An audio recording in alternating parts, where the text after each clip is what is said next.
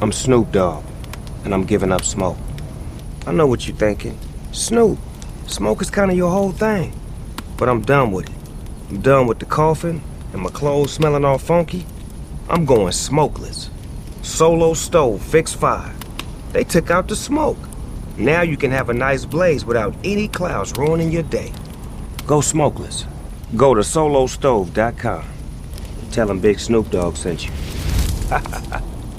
Walk the dogs, school drop-off, meetings from 10 to 3, take kids to soccer, then no time left for a jog. When everyone else is relying on you, it's easy to put your needs last. BetterHelp connects you with a licensed therapist online, so you can show up for yourself the way you do for others. Visit BetterHelp.com/positive to get 10% off your first month. That's BetterHelp.com/positive. Hey, did you know the Statue of Liberty is the largest holiday gift ever given? That's a big deal, just like those at the Hyundai Getaway Sales Event. Hey, did you know when the year ends, so do the deals? It's your journey. Own every mile at the Hyundai Getaway Sales Event.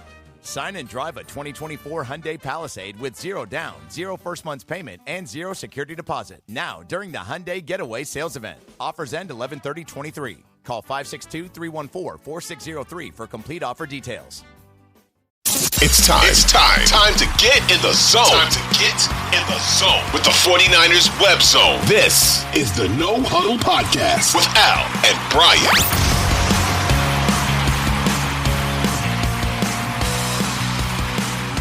'49ers Web Zone, No Huddle Podcast, part of the Odyssey Network. I'm Al Sacco with you, and it is Eagles week. And I know 49ers fans have had this game circled for a while, and these are the fun shows to do. When a game is this big, it's awesome to talk about it. It's awesome to preview it. Brian will be on a little bit later, but I'm pretty pumped to kick the show off with our guest today, who covers the Eagles for 94 WIP and is the host of one of the very popular Go Birds podcasts for Odyssey. He is Eliot Shorr-Parks. Eliot, thanks for being here. What's going on, man? Thanks for having me on. I appreciate it. Excited to talk about this game that feels like we've been waiting like a full year for. So excited to talk about it. It's got a huge feel to it, right? I mean, It's got that playoff vibe, and probably more for Niners fans than you guys, but I don't Niners know fans about for a that. while have been. I don't know about that. I think your players have done a very good job of amping up the fans and the players for this game. The Eagles played the Chiefs a few weeks ago, and I think in that game you could adequately say the Eagles were more pumped for that game than the Chiefs. It was a revenge game for them, all those things. Sure. And I think it's easy to look at this game and say that same thing because the Eagles were the ones that demolished the Niners in the championship game last year. But I think that now, because the Niners and everything they've said about cheapening the victory and all that, I think the Eagles come into this game and the fans just as motivated. So this is one of the biggest regular season games in a long time, I think, for the Eagles. Yeah, and I wanted to start off by asking you because I saw a stat you put out there. Eagles now in their last 4 games, they've trailed at halftime. Yep. They've had fewer yards than their opponents. They've turned it over 5 times. Mm-hmm. Despite that, they keep winning. So as a casual fan, I'm looking at it like this. And I actually saw a stat today. If they win this week, they're going to be the second team in NFL history to win at least 11 of their first 12 regular season games, joining the 72-73 Dolphins. So I'm looking at the Eagles again casually. I don't, pay attention to them like I do the 49ers, obviously. But I'm thinking there's one of two things going on here. Either they're so good, they're so talented that eventually teams will keep up, and then you just can't after 60 minutes. And I kind of feel the Niners, a few other teams are in that same boat. Or maybe they're just playing with fire a little bit right now, and they're kind of due to lose. As you've been covering this team week in and week out, how do you see it with them over the last month or so? Yeah, it's an interesting question because on one hand, I think you look at the Eagles and they are without question the best team in the NFL. I think how they're built has them there. I think their record has them there.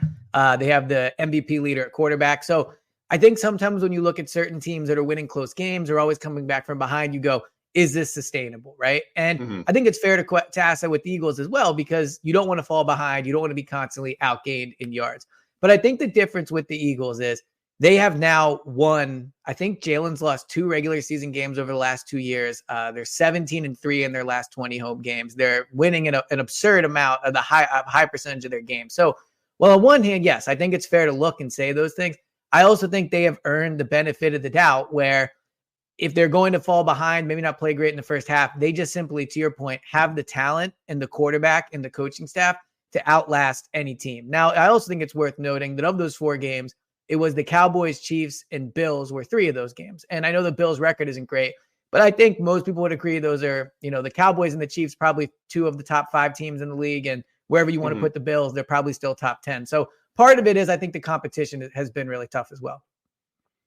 Yeah, it's been a brutal run for them, and I thought for sure they'd get a loss somewhere in here. I hope it's this week, but they've surprised me so far. I thought the Bills game too. I thought it was a perfect spot for the Bills because you just come off that emotional win against Kansas City, and the Niners are lurking.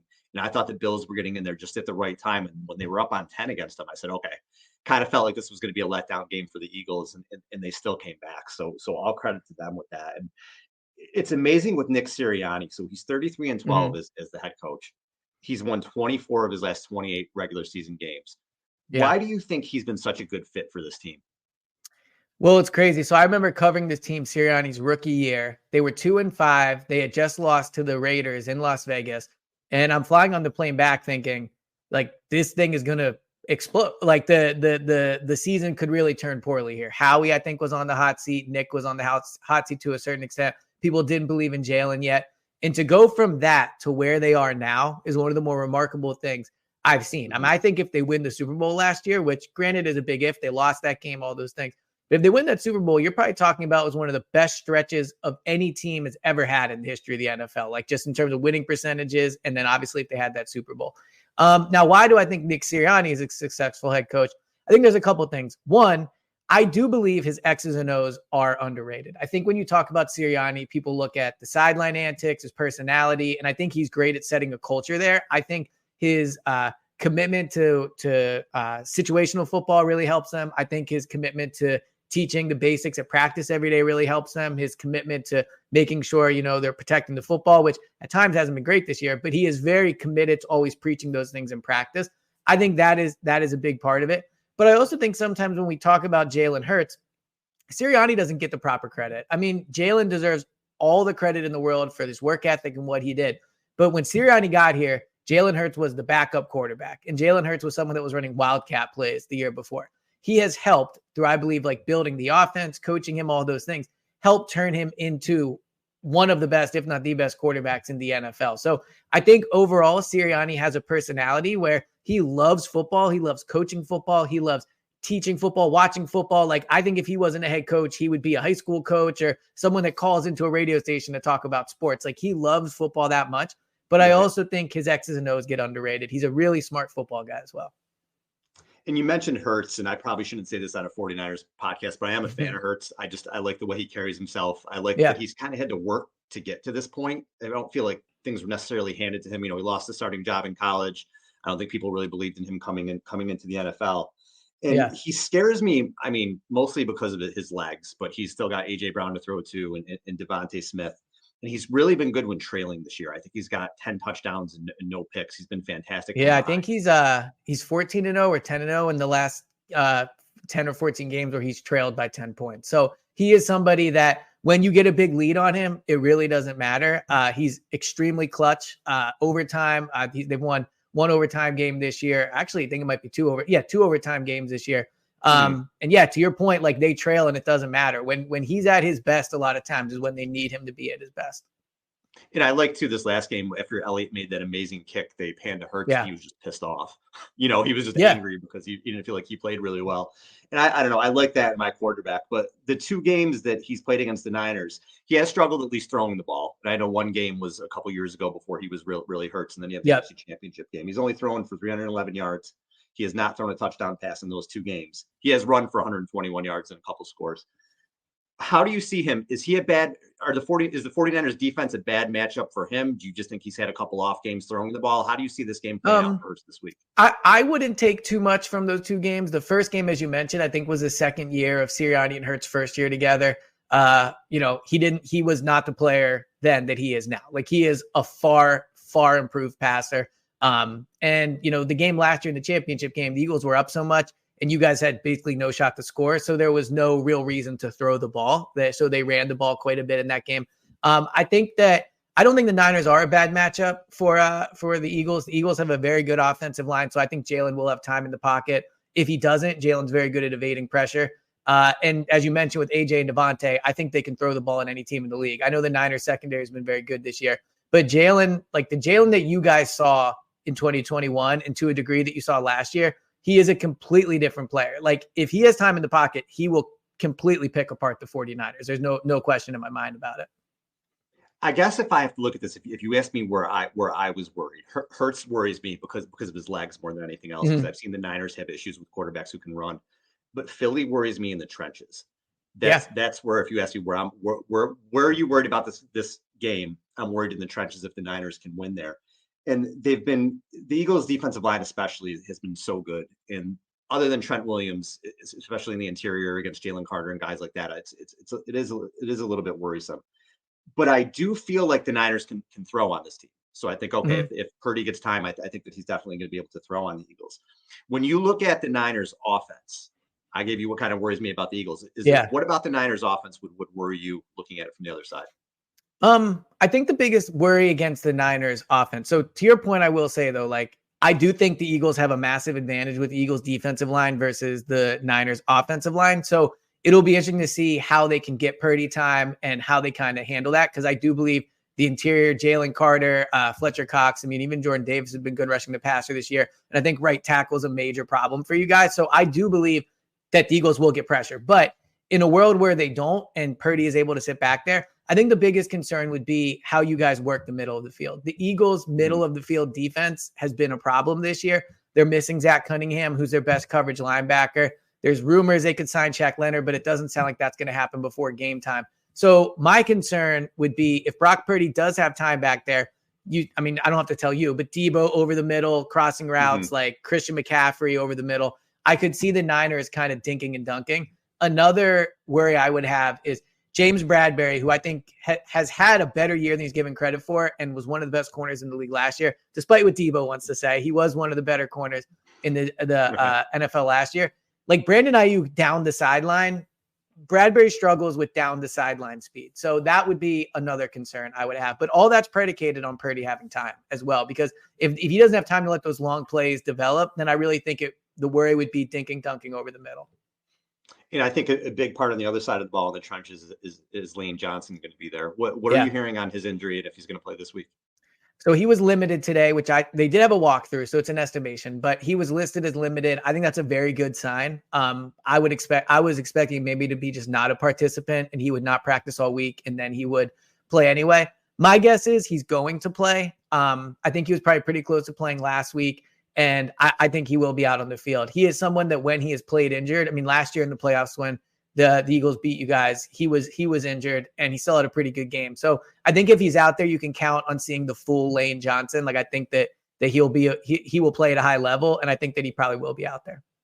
Is he going to false start every play? No, I'm kidding. Oh man. I mean, look, he hasn't let up a sack in like 2 years. So whatever you're doing is working. Yeah. All the tackles do that now. They get that quick. Yes. Jump.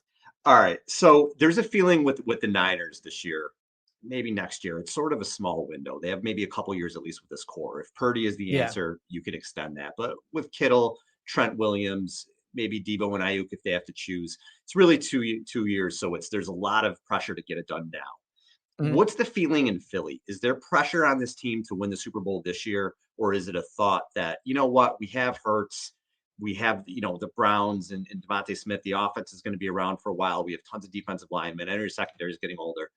But is it a feeling that this is going to be a 5-year window or so, or is there pressure to get it done now? Well, it's Philadelphia, so there's always going to be pressure, right? I mean, fans still have the taste of that Super Bowl loss in their mouth from last year. And I think that when you look at it, I mean, the Eagles are the best team in the league. So there's always going to be a feeling of if you don't end with the title, that it's a disappointment, right? I think that to your point, their window is wide open. They have one of the top 2 quarterbacks in the league. I believe they have one of the best head coaches in the league. They have maybe the best general manager. So I think this window is going to be open for a long time unless Jalen, knock on wood, sustains some type of injury that would cost him a year or whatever. Mm-hmm. So I think there's pressure naturally just because they are so good and people want to see that. But I think the Eagles are in a good spot because you could argue that while also having the best team in the league, they might also have one of the brightest futures in terms of draft capital, the age of their players, their defensive line. So yeah, I think it's a good mixture of both right now. But trust me, fans really want to see them win. Yeah, I think you mentioned Roseman. Just some of the moves that he makes. The A.J. Brown trade, I thought was transcendent for this team. What he does in the offense and what he gives for Hurts. He's just had a phenomenal year. What about that receiver group with him and Smith? I know, are they missing Goddard, or do they have enough with Smith and Brown that they can get by right now? I think they have enough, and I think what really benefits them with A.J. Brown and Devontae Smith is they have two guys that can line up on the outside, play, and get open versus press man coverage. To me, that's what makes a great receiver in the NFL. If you have someone you can put on the outside and say, you know what, I don't care if it's Jalen Ramsey over there or Sauce Gardner, I trust you'll be able to get open. And I do think that's one issue actually the Niners have with their weapons in terms of how they have to scheme them open. I think Debo is more of a gadget player than like a true number one receiver. But in terms of the Eagles receivers, I don't think Goddard will play. And that is a loss for them. Like, he does help over the middle. Their backup tight ends are not very good, but AJ and Devontae have the ability to get open against anybody. So I think they'll still feel confident they can throw the ball. Do you see him attacking through the air, or do you think they're going to try to run on the Niners? The Eagles are a pass first team. Like, from the owner down, they believe in throwing the ball. They believe that's how you win. I actually think it's surprising to me, and I'll be curious if you're concerned about this, that the Niners, I believe, are dead last in the league in pass attempts. Like, when you look at how teams win, I think an ability to throw the ball is big. But I think they're going to come out and throw. That's where they invest their money. It's what they believe in. Even last week after they missed Lane, they came out and threw against the Bills. So I do think they're going to try to throw the ball. You mean the not in terms of Purdy throwing the ball? They don't throw a lot. The pass. Well, I thought I saw today the Niners were dead last in the league in pass attempts. I know they're down at the bottom. A lot of that has to do with they're up most of the time. They haven't had a lot of games where they've had to. And I think the concern with Purdy is in the games where they have been behind. He's made some mistakes, but I'd love to see them in a game where he's down, I don't know, maybe down 10 points going into the fourth quarter and can come back. If he ever did that in a game like this, I mean, it would be phenomenal. It's funny you bring that up. I have another question for you, if you don't mind. I saw a stat that Kyle Shanahan is something like 0-38 when he has an 8-point lead in the fourth, when he's trailing by 8 in the fourth quarter. I agree with you. If Purdy could lead a 10-point comeback in the fourth quarter against the Eagles, that would be for you guys a massive win, and you would believe in him more. Yeah. But curious why you think Shanahan has been such a loser in those spots. Yeah, I don't know, man. You look at some of the guys he's had at quarterback, maybe that has something to do with it. It's almost like in a situation like that, it says it's 8 points, but what did that mean? What was the context of the game? Was it, just 38 times though. Yeah, no, there's something there. There is something there, but it's interesting you bring it up because we brought up to Brian Baldinger recently too, and he was like, really? He didn't even realize it. Yeah, it's a crazy so it's something. It is a crazy stat. Yeah, it's something eventually I'll have to take a look at. But I am a Purdy guy. I do believe in him. He's only a second-year quarterback. I think he's done a tremendous job. He's had some hiccups, but this is going to be, I don't want to say a test for him because I don't really feel like he needs to prove himself every week like some people do. Yeah. But it's a huge game. And any quarterback in a huge game, you want to see how they're going to do and how they're going to respond. And I would say, too, that so with Jalen here in Philadelphia, there was a lot of talk of, well, he's a product of the system. He's a product of the head coach. He's a product of the players around him. And maybe he himself is not that special. In my experience, a team is always as good as their quarterback, like point blank, period. Like you can have great receivers, great coaches, whatever. If your quarterback's not great, you're not going to be a great team. So I think Purdy, to your point, he's only started a year and a half. I'm not ready to say he's like one of the top 5 quarterbacks. But one area where I maybe am with you on the Niners is like, Purdy deserves time to continue to be the guy. And I think a lot of questions about him are unfair. Like, I think a lot of the questions people hate here in Philadelphia about Jalen also apply to Brock Purdy. And I think the Niners, like if this can be your guy, and he has been so far, that's massive for the franchise. And I think, not that you're doing this, but to maybe any Niners fans that do, my advice would be like, don't discredit him because of what's around him, because an NFL team, like the quarterback's the engine. I don't care how great the exterior of the car is. You can, whatever. Purdy's the one that makes that team go. So I have turned around my opinion on Purdy for sure. And I think any quarterback is a system quarterback to an extent. I mean, Joe Montana wasn't running the run and shoot. Yep. He was a West Coast guy, and Hurts shouldn't apologize for having A.J. Brown and Devontae Smith, just like Purdy shouldn't apologize for having all the great quarterbacks. Look, Josh Allen has great receivers. Joe Burrow has great receivers. People point to Patrick Mahomes, but he has Andy Reid and Travis Kelce. So like that's a massive advantage as well. Tight end of all time. Exactly. Yeah. And one of the best play callers. So I agree with you. I think we have a tendency to take the temperature of things too much. Like you have to let things play out, and that may be over a couple of years sometimes, but all right, Alex, before we let you go, the NFL feels like it not for long, right? Feels like you need those results instantly. So it can be tough. Yeah, especially with guys like us guys like us doing shows, we need something to talk exactly. about, right? So, all right, before we let you go, what's your prediction for how this game is going to play out?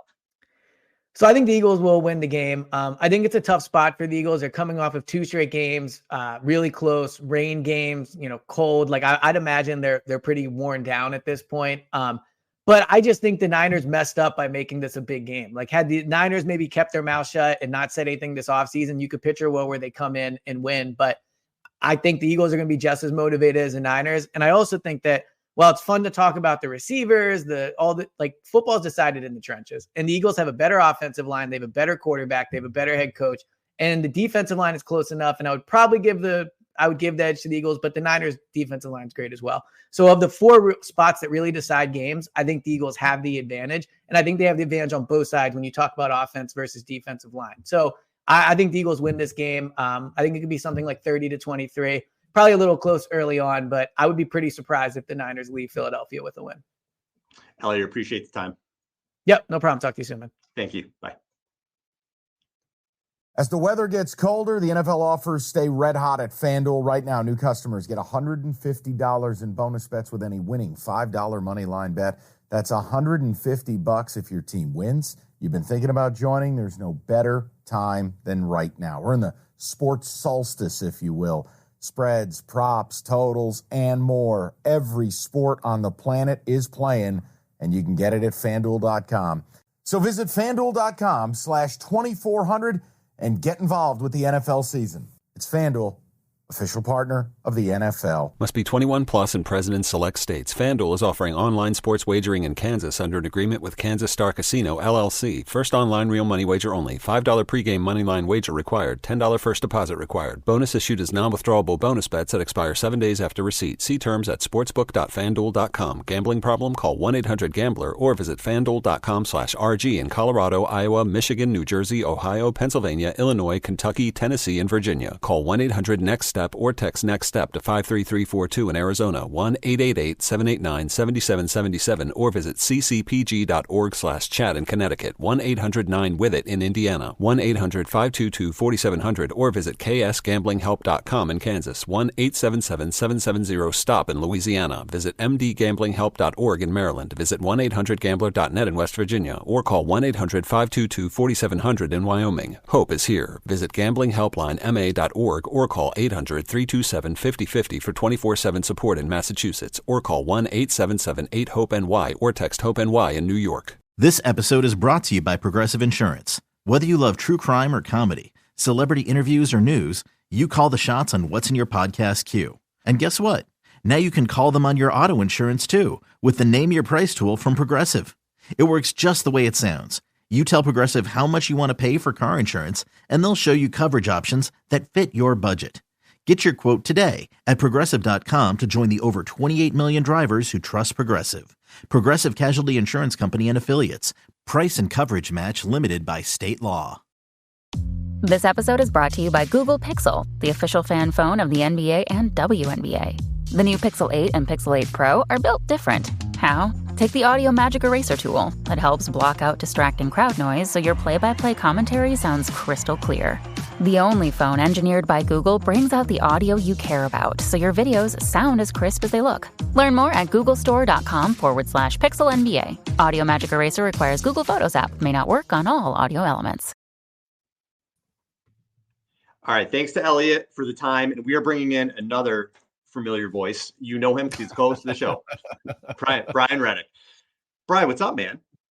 I have picked up the kids from school. They are home, and now I am here to counter everything that Eliot just said in terms of his predictions for this game. He is very confident in the Eagles. And you know what? I guess if you're covering the Eagles and you watch this team and you watch them keep getting W's, I can't blame them. They do a good job over with Go Birds. It's an incredibly popular podcast on Odyssey. I know because we see the numbers and they do really, really well. They do. So, but they're definitely Eagles guys. But Brian, this game is just, it's fucking huge. I mean, there's no other way.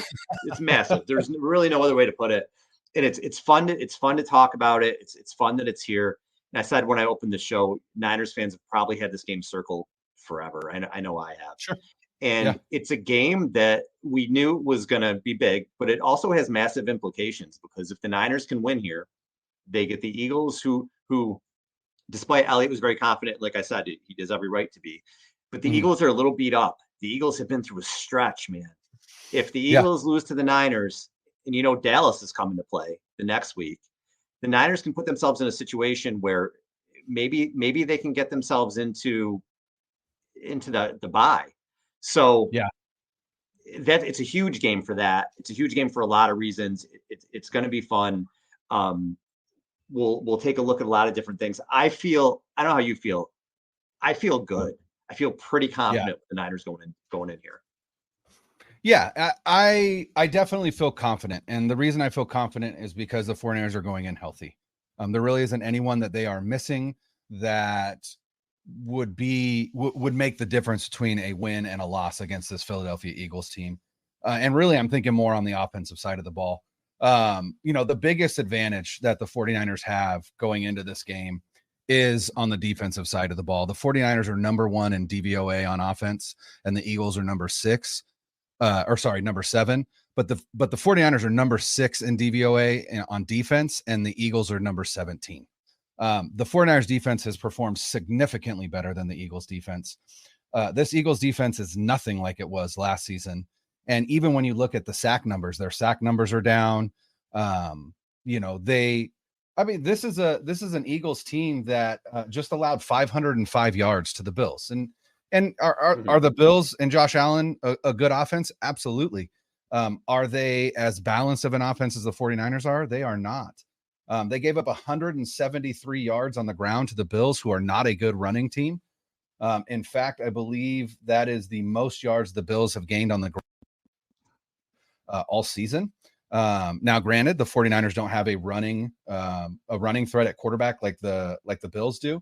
But yeah, the Bills. Oh, I'm sorry. The Bills had a 196-yard game against the Jaguars. So it's not the most. It's the second most that they've racked up. And I don't think that this Eagles offense has played a defense the caliber of the 49ers. They have played the Cowboys, and they won that game 28-23, but the 49ers have also played the Cowboys, and they won that game 42-10. So again, when you look at common opponents, the Eagles are 3-0 against the Vikings, Rams, and Cowboys.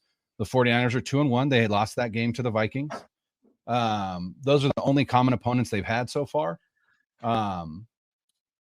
But it just, I don't know. I haven't. The thing I'm most impressed with this Eagles team is just their football character, in terms of they never get too high, they never get too low. They are lights out in the second half, especially when they're trailing. Jalen Hurts is incredible in the second half when trailing. It's like he turns into a completely different quarterback. I'm not sure what that's about. And that's impressive. And I won't take that away from them. And to win close games like they have against quality opponents is also impressive. To pull out a victory at Kansas City, 21-17, to pull out that victory against the Bills in the rain, on what amounted to a last second 59-yard field goal. Have no idea how Jake Elliott made that kick. It was an amazing, amazing. It's something that the 49ers haven't done this season. And we had Jason Aponte on earlier this week. And one of the things he talked about was wanting to see from the 49ers what we already have seen from the Eagles, which is get in a gritty game, get in a slugfest, and come out the other side with a win. They haven't done that yet. Every slugfest that they've been in so far, they've lost. And I don't necessarily think that is indicative of them not being able to win those games. I just think that they haven't. And the Eagles have, and there's something to be said about that. But, I think the reality is, if we look at these teams like we look at prospects, right? And we've talked a lot on this show about prospects, right? Because we had the Trey Lance situation. But if you look at these two teams, the 49ers have a significantly higher ceiling than the Eagles do, but the Eagles have a higher floor. If things go wrong for the Eagles, they are better prepared to switch gears than the 49ers are. And so if you take the 49ers out of their game, it is harder for them to pull out a victory than it is for the Eagles if you take the Eagles out of their game, right? And right now the Eagles game is that running game. They want to take the air out of the ball. They want to suffocate the clock, and they want to give you as few possessions as you can possibly have. But if you can stop the run, Jalen Hurts has already proven that he can beat you through the air. Has he had a good season this year through the air? Absolutely not. And in fact, the one game that they've lost this year came against Robert Saleh and the New York Jets, who play a very similar style of defense to the 49ers. And Jalen Hurts that offense only put up 14 points, and he had 3 interceptions. And that was a game that Sauce Gardner and DJ Reed weren't even in for the Jets, their 2 best cornerbacks. Yep. So this is not an infallible Eagles team. And I'm not going to say that they have largely been lucky, but they've been in a lot of 1-score games and have come out on the other side. And that tends to find its way back to the middle, if you will, or regress to the mean, if you will, in the NFL. Will that happen this season? No idea. But right. I'm not super intimidated by this Eagles team by any stretch. They are not as good as they were last year. I think with Hurts, I just said this to Eliot. I shouldn't admit this on the Niners pod, but I am a fan of his. I like the way he plays. Sure. I like the way he carries himself. Yeah, I like that. I love the way he carries an underdog. You mentioned him coming back. He's got this season when they're trailing, he's got 10 total touchdowns, no picks, a rating of 118 in 4 game-winning drives. So he's been really impressive. And on offense, we were talking about how they're going to attack you. They primarily run through Hurts and Swift, the Eagles. So out of their 349 rushing attempts, Hurts and Swift have 275 of them. So that's going to be how they attack you on the ground. But Hurts is on a ridiculous streak right now where he has 3 straight years of 10-plus rushing touchdowns, which is the only quarterback to do that. And that's a big concern for me. He's 26-3 since 2022. He's got 29 total TDs this year. I feel like if the game is close, where I get worried, I'm worried in the trenches. That's definitely a worry for me because I think if Lane Johnson plays, that offensive line is really good. And I'm concerned about the non-Trent Williams offensive line for the 49ers. I'm also just worried about Hurts. So we've seen the Niners shut him down in the passing game before, but I just feel like if it's a close game and he starts to run around, that's where I get concerned. So Fred Warner is going to be huge in this game. Dre Greenlaw is going to be huge in this game. Can they kind of spy him and make sure he doesn't go crazy? Because we saw it against the Bills. Like he ran for that touchdown to win the game. Like it's 3rd and 9, and it's a big spot in the game, and he runs for it. So that's the concern there with him. And the weapons they have, listen, A.J. Brown and Devontae Smith are ridiculous. And there is two of the only 2 weapons you need, I guess, in the passing game. But they don't have much beyond that. Without Dallas Goedert, their tight ends are doing nothing. They don't really have another receiver. I don't think that really scares you. So, like I said, or like you said, this team does not scare me. In the last 4 games, Brian, they have been through an absolute gauntlet. So most teams can't stay ahead of Philly, just like the Niners. Most teams can't stay with the Niners for 60 minutes. We just saw Seattle kind of play with them for a while in the 3rd quarter, and then they just couldn't. Eagles have shown they're better than coming from behind than the Niners are. You look at their last 4 games, they were down 14-3 against Washington in the 2nd, 24-17 in the 4th. They came back to win. Dallas had a couple of red zone trips at the end, and they couldn't quite get, score to get ahead. KC, which was a huge game for them, for the Eagles, I should say. They were down 17-7 at halftime. They come back to win 21-17. Now that was aided by a drop by Valdez-Scantling, but still, that's a gigantic win for the Eagles at Kansas City. And then Buffalo's in a perfect spot to beat them, coming off an emotional win and looking ahead to the Niners. They get up 24-14, and the Eagles still come back with an amazing kick. But these have been 4 emotionally draining games for them. At some point, it's got to take its toll. And I kind of feel like regardless of if the Niners are doing billboard material or whatever, it just kind of feels like this is a spot where it's going to take its toll. Apple Card is the credit card created by Apple. You earn 3% daily cash back up front when you use it to buy a new iPhone 15, AirPods, or any products at Apple.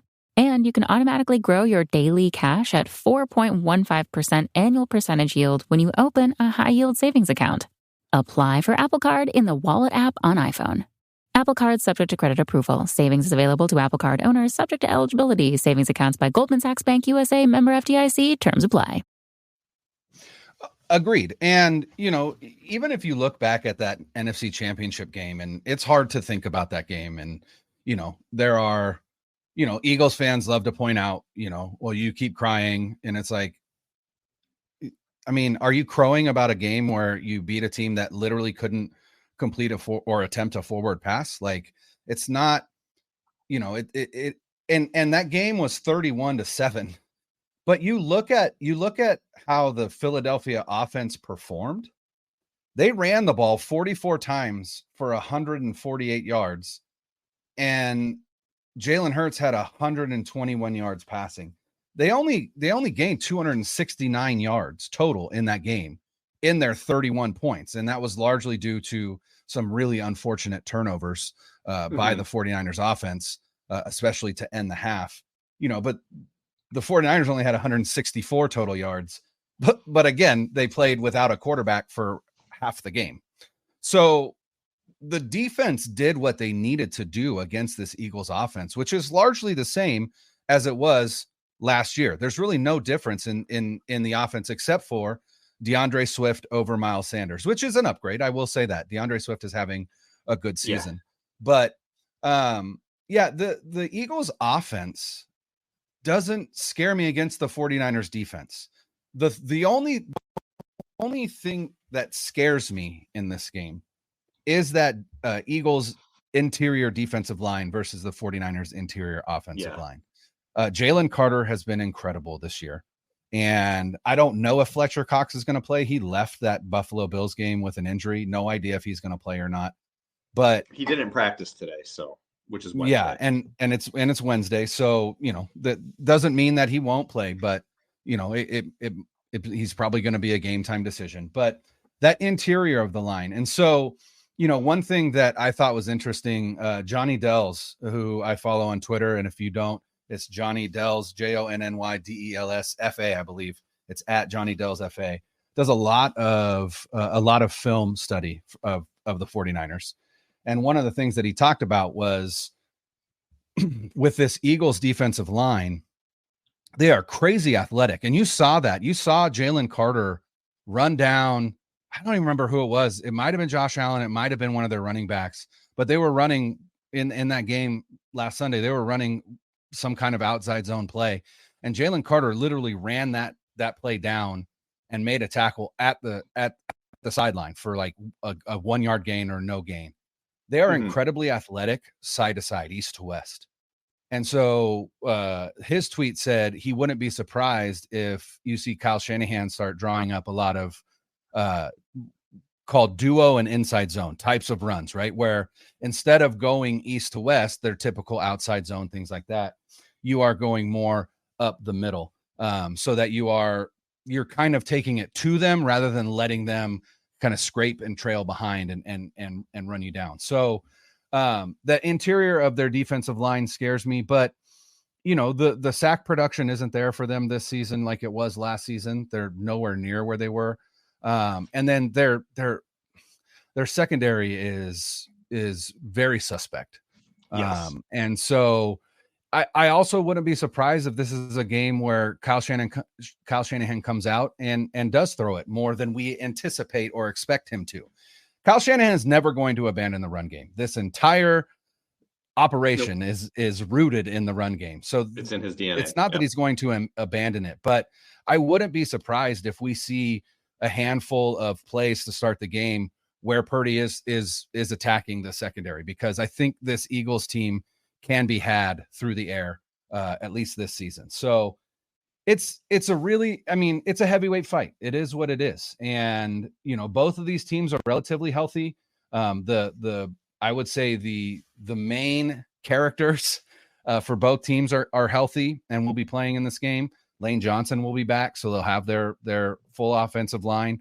Although their offensive line, I don't think has been as dominant this year as it was last year. And I just think that again, if the Eagles are able to get the 49ers out of their game, which largely would be forcing turnovers and getting a I would say a 2-score lead early, then it could be an issue. I just don't see that happening. I think this 49ers defense has been ready for this game for a long time. I think Kyle Shanahan has been ready for this game for a long time. And I think this team is out to prove, yeah, we lost that game, but if we would have had Brock in there, we would have been the ones playing the Chiefs in the Super Bowl. And it's just, here's our best shot. And if the Eagles take it and win, kudos to them. And I do think this game is bigger for the 49ers than it is for the Eagles, specifically psychologically. Yeah. Because the likelihood is the 49ers are going to have to go back to Philly if they want to make it to the Super Bowl. They kind of put themselves behind the 8 ball with those 3 losses early. And I'm looking at the Eagles schedule and going, maybe they lose to the Cowboys, but I don't know. I don't see any other games on there where I could be like, yeah, that could be a loss for them. So the likelihood that the 49ers get the 1 seed is probably pretty low. They have to beat the Eagles if that's the first step. But 0 if they don't win this week. Yeah, right. There's a 0% chance. But if they do win this week, they got to become Cowboys fans next week. But then let's not forget, got to play the Ravens on Christmas Day. Granted, that's a home game, but that's more difficult than any other game that Philly still has left on their schedule. So I think the Niners are going to come out throwing as well.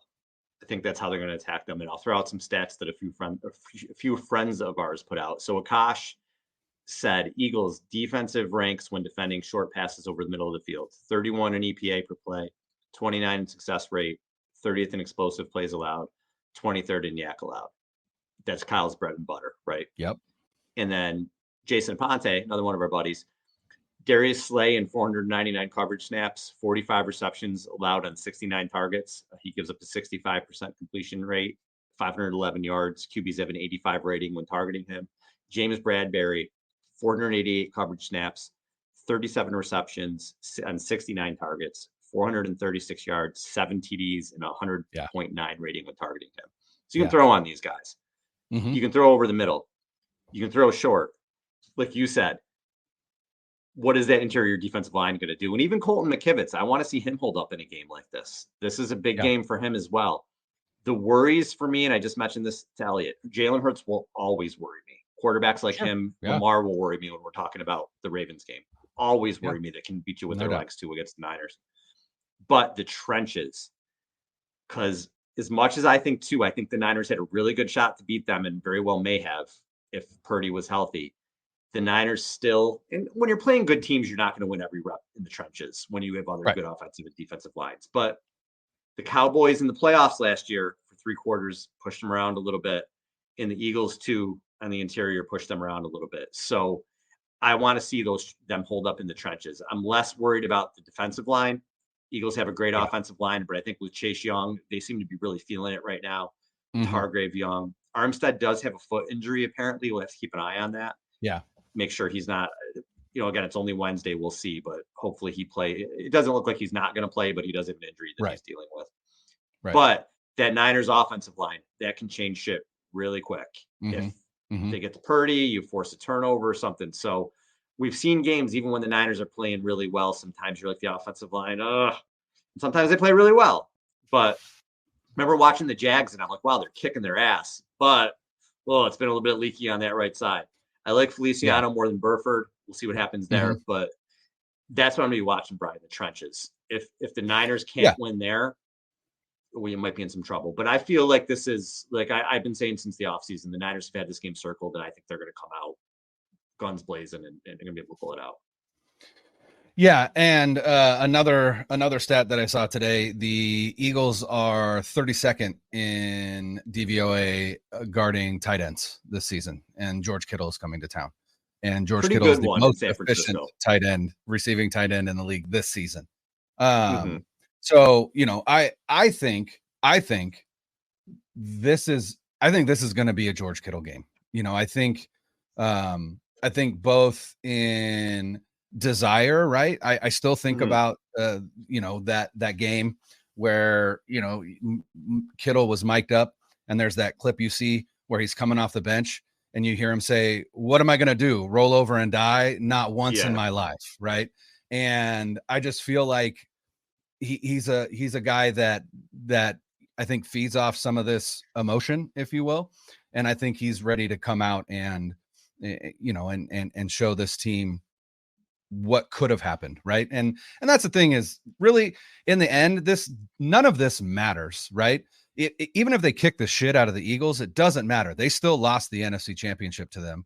They did not go to the Super Bowl. And even if they kick the shit out of them on Sunday, they're still not the 1 seed, right? Like, in terms of overall picture, nothing changes very much with a 49ers victory. To me, it's more for the fans than it is for the team. I think the team genuinely has said, like, hey, it's just another game. And I do think to a certain extent they are going to play that way. Now, obviously, there's a little bit underneath, right? And that's fine. But I just don't think that they're going to be so hyped that it gets them out of their game. But agree. Psychologically speaking, again, a 49ers victory says, hey, we can come here and we can beat you, so that if they do have to go there for the NFC Championship game, they have that in their back pocket. It's very similar to the 49ers and Cowboys in 1994, right? The Cowboys had just absolutely owned the 49ers. Yeah. They played in the regular season. The 49ers won, and then they beat them again in the NFC Championship game and made it to the Super Bowl that year. But it was just getting that monkey off their back, if you will, to say, hey, we can beat this team. It's very similar. I know I'm going to catch some heat for this. I live in Sacramento. I am a Sacramento Kings fan. It is very similar to the way the Kings beat the Warriors last night to advance in their in that NBA in-season tournament. And that was a huge victory for the Kings, because it was the Warriors have owned them. Even as the Kings were good last year, they continued to lose to the Warriors. They lost to the Warriors, I think, twice already this season. They took them to Game 7 and lost that Game 7, right? They needed something to say, look, this team, we can beat this team. And I think it's the same for the 49ers. Not that the 49ers don't think that they can, but I think they would rather prove it to the Eagles, because again, if they win this game and then the NFC Championship game does happen in Philadelphia, all the pressure's on Philly, because San Francisco can go in and like, look, we beat you already on your field. Well, we have no problem doing it. Yeah. Here's where I think this does have a 94 feel to it. But you mentioned the Cowboys, and you're right. The Niners had to get over the Cowboys hump then, because they were the best team. Those were the two best teams, and it didn't matter back then. This year, it's not a team they need to get over. I don't buy that the Eagles are like that, because the Eagles beat them in the NFC Championship without a quarterback. It's not like it was the Cowboys where they beat them 2 straight years and, oh my God, we can't get past this team, or like the Packers with Favre, that sort of thing. What they need to get over this year is just getting over the hump. That's it. Yeah. They need to prove that they can get to the next step and win a championship, because when you have, I was talking about it one of the shows last week, when you look at the Niners teams of the 80s and the 90s, just legendary teams, there weren't that many Hall of Famers on it, like that were true Niners. Like Deion Sanders was there for a year, but like it was like Montana, Rice, and Lott, Charles Haley. There weren't like 8 Hall of Famers on the team. There were a few. You look at this team, there may be more Hall of Famers on this team than there were on those 80s teams when it's all said and done. It's really possible. Williams, Kittle, Warner, McCaffrey, there was Bosa. It's really possible. Possibly they have to keep it up, but you may have 5 Hall of Famers on this team. But what does it matter if they can't get over the hump? So that's my thing with them this year. If they win the Super Bowl, does it matter if they lose this game? Absolutely not. But this is one of those games where I feel like, okay, if you're a legendary team, if you're going to go down in history as one of the great Niners teams, as, Ring of Honor type people, mentioned in the same breath as a Montana and a Rice or whatever, you win this game and you win the Super Bowl. They have to get over that hump. They have to do that. And there's so many great players here that, I know fans really want to see it. And we want to mention George Kittle in the same breath as a Roger Craig and a Jerry Rice and a John Taylor, those kind of people. even a Brent Jones, who won a few titles. You mentioned those guys as it's royalty. So I feel like the Niners, it's not the end of the world if they lose the game, because they're still going to be in the playoffs and they have another chance. But I want to see them win this game. And then I want to see them go in the playoffs and get over the hump and get over another hump and then win the Super Bowl, because they're too good. And I don't want to look back on this team like you do the 2012, 2013 teams and be like, oh shit, it was great, but they didn't get it done. And we're still waiting for 30 plus years now. So that's where I am with it. It's a huge game, and I want to see them come out and be a legendary team and win the game. Well, and, I think a lot of people were surprised that the 49ers were favored in this game, right? They were, I believe the line opened at plus 2.5 for the 49ers, which, that's it's the first time that a team that was 10-1 or better hosting another team was an underdog. It's like the first time in decades, I believe. It's minus, but you also now. Is it -3? So it's last I saw it. So more money has come in on the 49ers, which is wild. But I think if you take a step back, right, and Eagles fans can't do this, and that's okay.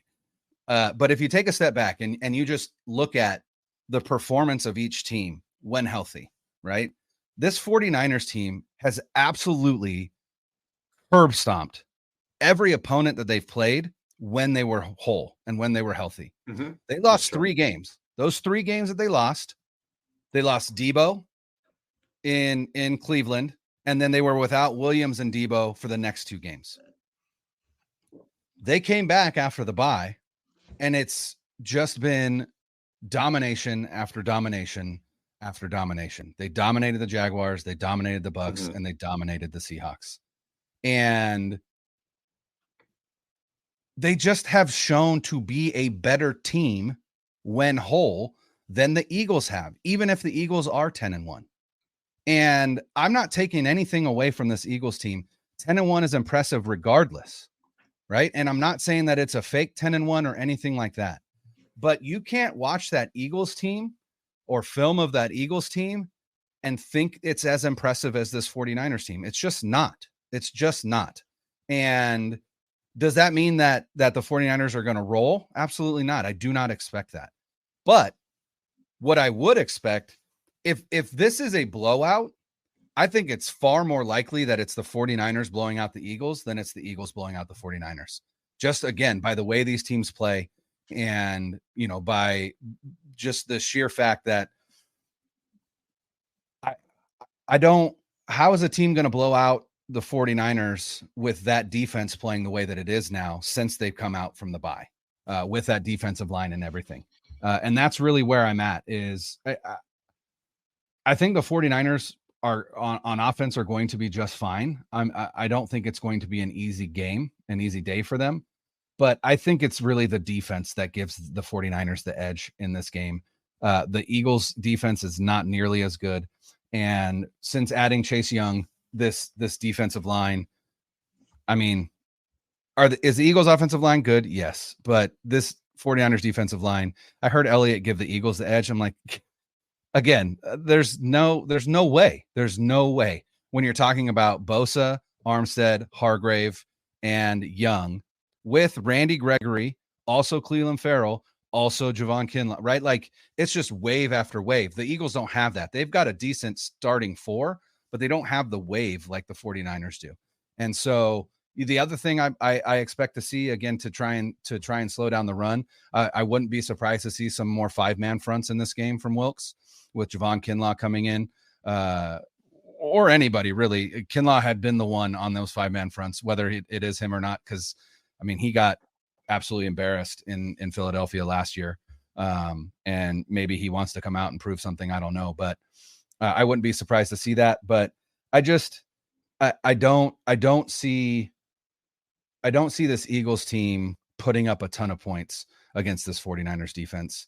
Again, just based on the performance from last year. And this defense is arguably better, especially with the emergence of Avery Thomas on the outside and Demo on the inside, right? And then with the addition of Hargrave and Young, this defense is better than the one that held the Eagles to 269 yards in that game. Now, again, they won that game 31-7, but There was a lot that went into those 31 points. So I'm just excited. I've been so amped for this game for so long. And then that Eagles game against the Bills ended. And I've just been like, what day is it? Like how much longer do I have to wait? Because this is the marquee game of the NFL season so far. It's not the Eagles and Chiefs, because the Chiefs haven't been playing that great. It wasn't even the 49ers and Cowboys, even though that was a fun one. That one came too early. This is two Super Bowl contending teams at the peak of their powers, meeting with some revenge on the minds of the 49ers, and with, I think, for the Eagles, a little bit something to prove as well. Like, yeah, we beat you, but we know that we beat you without your quarterback. We want to show that we can beat you with your quarterback. I think they're jonesing for this game as well. They want to shut the 49ers up, and they want to shut the 49ers fans up just as much as the 49ers fans and 49ers want to do the same to them. So I'll tell you what I want to happen, then I'll tell you what I think is going to happen for my prediction. What I want to happen is I want the Niners to be down like 24-14 going into the fourth quarter. And I want Brock Purdy to bring them back and win and just shut everybody the fuck up. That's what I want to happen. And then it's like, oh, okay. He just brought the team back in Philadelphia. What else do we have to complain? There's nothing else to say at that point. That's what I want to happen. What I think is going to happen is I think the Niners are going to be up like 24-14 going into the fourth quarter. I think the Eagles are going to come back. And I think it's going to be just the script that you think it was going to be. It's going to be the Eagles are going to have the ball on their own 40 with 45 seconds left, and they're driving. And I think the Niners are going to hold out for a close win. That's the way I see it happening. It's not going to be easy. Everybody's going to be tearing their hair out. Eagles are going to make it really close at the end, but I think the Niners prevail here. I want the 49ers to kick the living shit out of the Eagles so that there's just no question whatsoever who the premier team, not only in the NFC, but the NFL is. Because whoever wins this game is coming out on top as the premier team in the NFL, regardless. Yeah, number one in power rankings, all that stuff. 100%. And if the 49ers, just kick the shit out of them, and just leave no question, I think that is what I want, specifically because I think that bodes well for the future and for the playoffs. But I don't think that's going to happen. I do think there's a slight chance that could happen. I think there's a 0% chance that the Eagles kick the shit out of the 49ers. But I agree. I think it's going to be a close game. I don't know that I want to say that I think the 49ers can put up more than 24 points on this Eagles defense. Again, I don't think this Eagles defense is very good. They're middle of the pack. They're 17th in DVOA. That's the definition of mid, right? So I think the 49ers will win this game, just like you do. But I'm going to go with a final score of 30-24 as the final. Sounds good. Brian, I cannot freaking wait, man. Can't wait. Man. It's going to be so fun. Such a big Regardless, and even if it's a loss, I just expect this game to live up to all of the hype. I have no doubt in my mind that it will. Just have that awesome feel to it, definitely. Yeah. All right, everybody. It's a playoff Brian, game. I'm Al. It feels like a playoff game. Huge atmosphere. It's going to be great. Yeah, it's awesome. We're out of here. Later. 1, 2, 3.